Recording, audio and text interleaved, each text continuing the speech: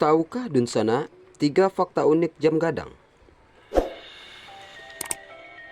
Yang pertama, mesin jam gadang cuma ada 2 di dunia. Di dalam menara jam gadang terdapat 4 buah jam berukuran besar yang diameter mencapai 80 cm.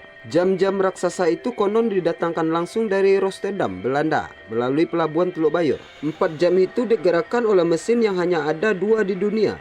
Mesin satunya ada di Big Ben yang dijadikan ikon kota London. Yang kedua, hadiah dari Ratu Belanda. Jam gadang merupakan hadiah dari Ratu Belanda untuk Rockmaker, seorang sekretaris Fort de Kock, kota Bukit Tinggi saat ini. Jam gadang selesai dibangun pada tahun 1926 dengan diarsiteki Yazid Rajo Mengkuto. Yang ketiga, 3 kali mengalami perubahan atap. Pada awalnya atap jam gadang berbentuk bulat dengan patung ayam jantan menghadap timur di atasnya. Kedua, pada masa Jepang atapnya berbentuk pagoda. Perubahan ketiga setelah kemerdekaan berbentuk gonjong.